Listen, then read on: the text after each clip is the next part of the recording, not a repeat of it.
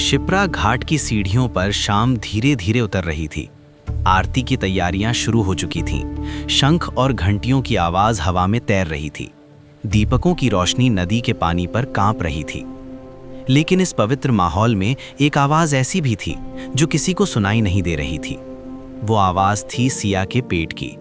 20 साल की सिया जो घाट के एक कोने में सिकुड़ कर बैठी थी। उसके बदन पर फीका हरा कुर्ता था जिसकी सिलाई कई जगह से उधड़ चुकी थी और दुपट्टे में इतने छेद थे कि वो अब दुपट्टा कम और मजबूरी ज्यादा लगता था। उसकी आंखों के नीचे गहरे काले घेरे थे, गाल धस चुके थे और होंठ प्यास से फटने लगे थे। उज्जैन की ये शाम लोगों के लिए आस्था और सुकून की थी, लेकिन सिया के लिए ये बस एक और दिन था जब उसे नहीं पता था कि रात का खाना मिलेगा या सिर्फ पानी पीकर सोना पड़ेगा। लोग आते, पूजा करते, तस्वीरें लेते और लौट जाते। सिया हर गुजरते चेहरे को देखती थी। उसकी आंखों में भीख नहीं थी बल्कि एक चुप सवाल था, क्या मैं इंसान नहीं हूं?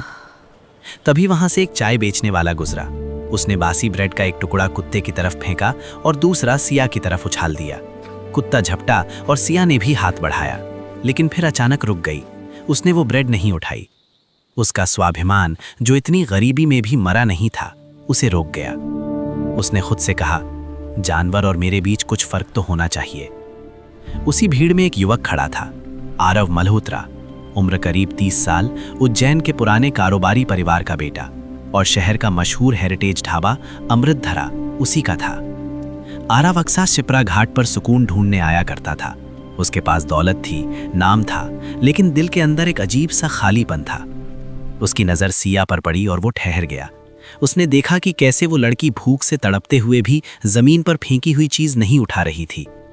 आरव के भीतर कुछ हिल गया। वो भीड़ को चीरता हुआ उसके पास आया। सिया ने डरकर अपने पैर सिकोड़ लिए।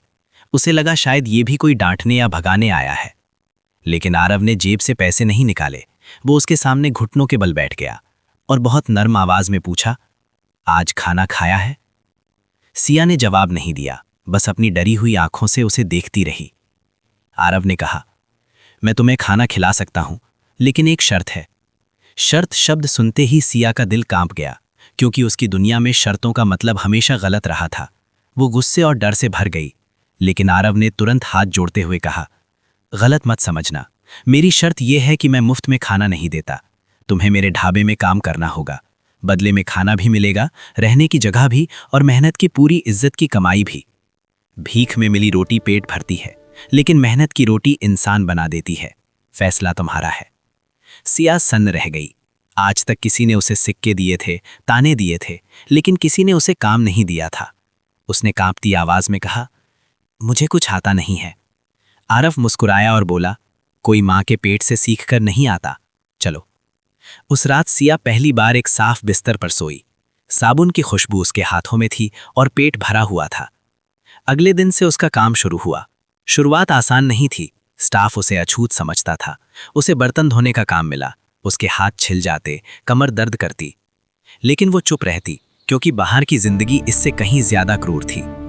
एक दिन रसोई में बड़ी गड़बड़ी हो गई। नमक ज्यादा हो गया था। सब घबरा गए। सिया ने हिम्मत करके उपाय बताया। आरव ने भरोसा किया और वही उपाय काम कर गया। उसी दिन से सिया की पहचान बदलने लगी।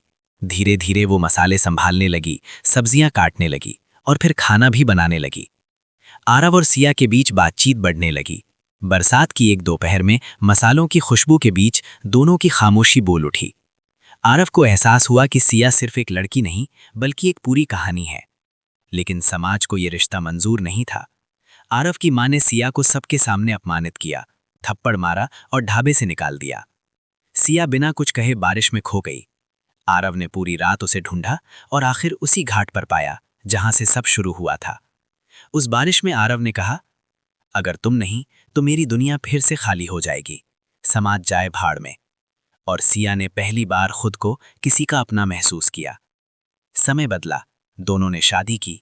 अमृतधरा सिर्फ ढाबा नहीं बल्कि पहचान बन गया।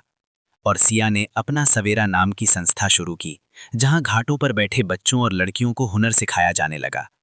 आज उसी मंच पर सिया सम्मान ले रही थी, जहां लोग खड़े होकर तालियां बजा रहे थे।